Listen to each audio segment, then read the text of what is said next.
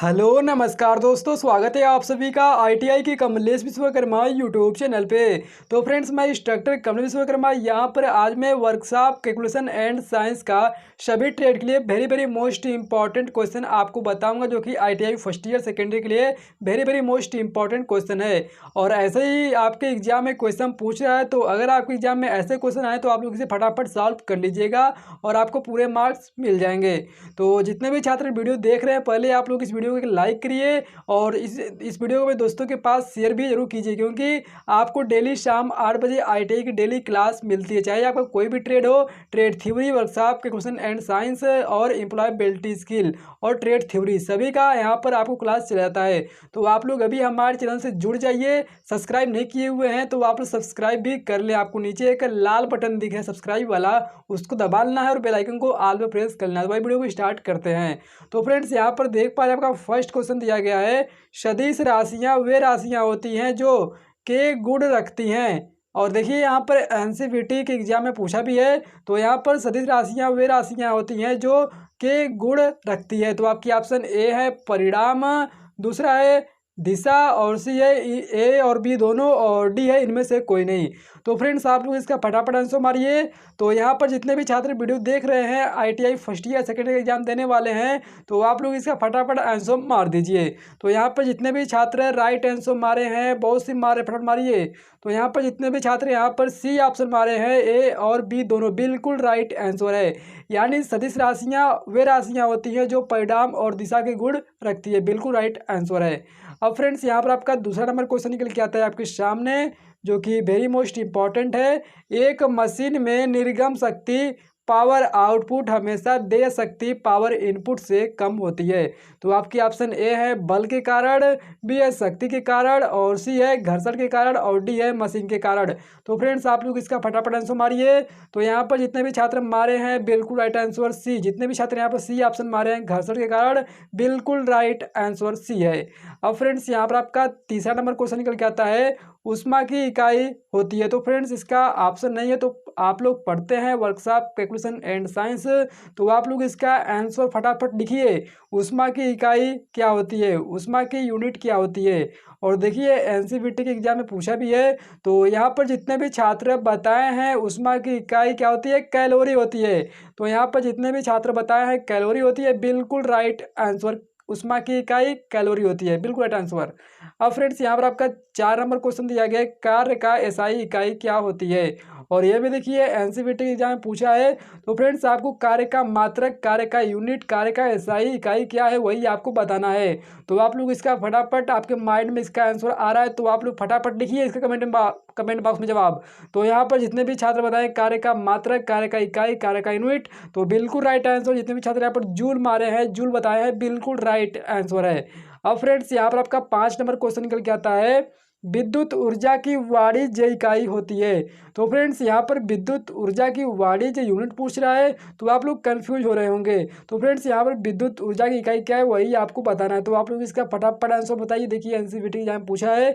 तो यहाँ पर जितने भी छात्र एग्जाम देने वाले हैं या दे चुके हैं, या फिर आगे आपको बैक परीक्षा एग्जाम देना है, तो फाइनली आप लोग पुटअप कीजिए क्वेश्चन को।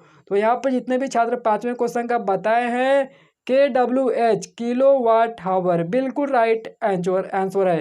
ठीक है, KWH का पूरा नाम होता है किलो वाट हावर।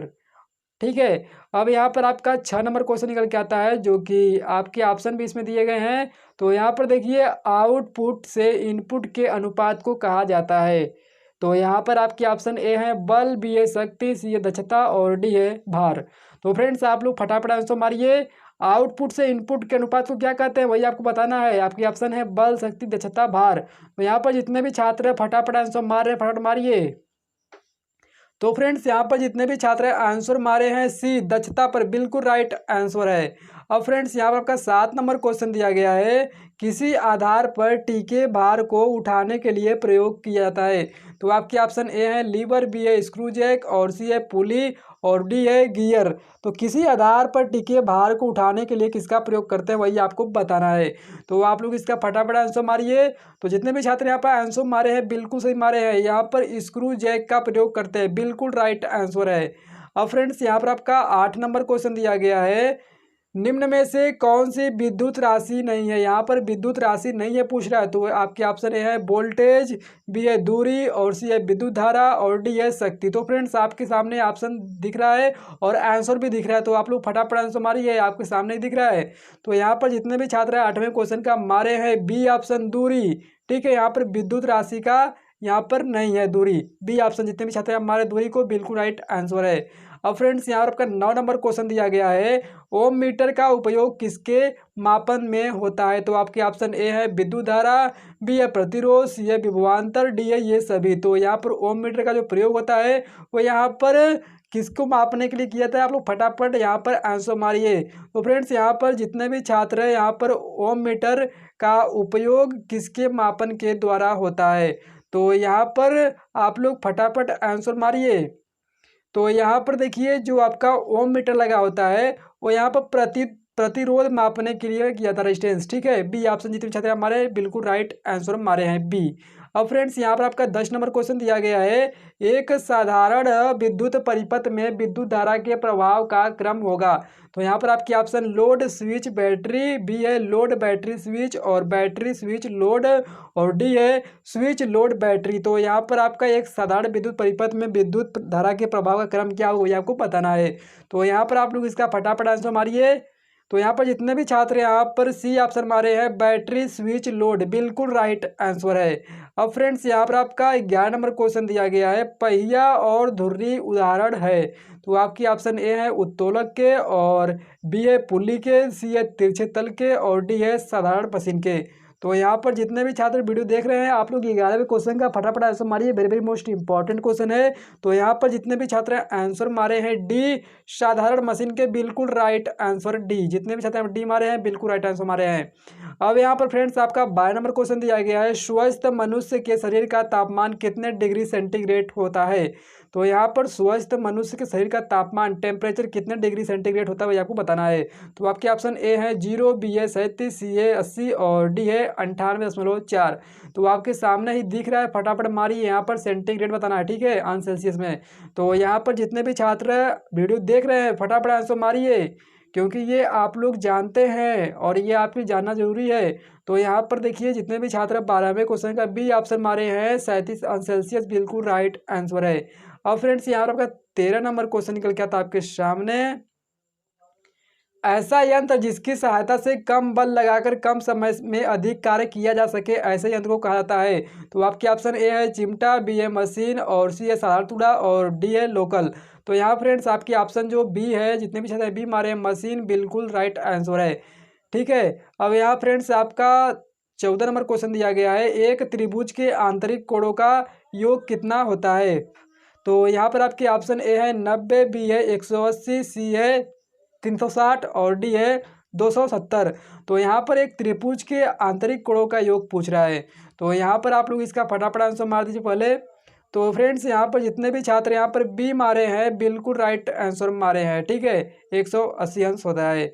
अब यहाँ फ्रेंड्स आपका 15वां क्वेश्चन दिया गया है, जो कि यहाँ पर इसका ऑप्शन नहीं है, विद्युत परिपथ को जोड़ने तथा तोड़ने में प्रयोग होता है। ठीक है, विद्युत परिपथ को क्या तोड़ता है, तो यहाँ पर आपके ऑप्शन नहीं है, आंसर आप लोग बता दीजिए पहले।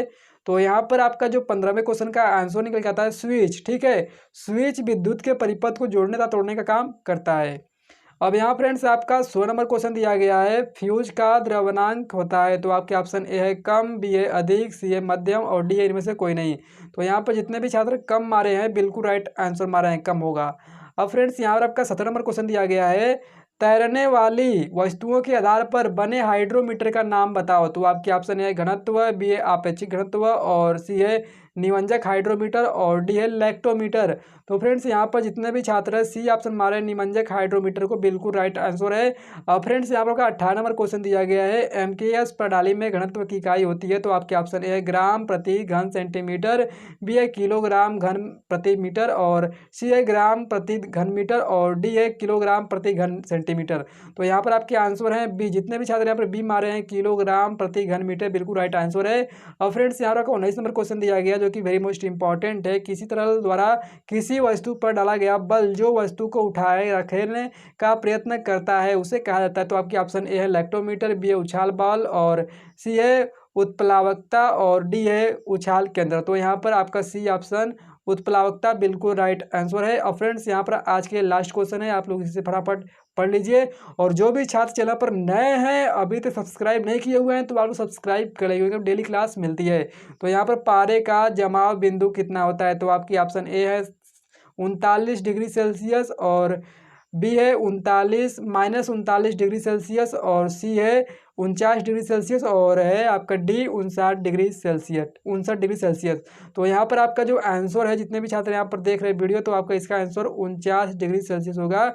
सॉरी, यहाँ पर -39 डिग्री सेल्सियस होगा। ठीक है, तो यहाँ पर जितने भी छात्र बी ऑप्शन मारे हैं बिल्कुल राइट आंसर मारे। धन्यवाद।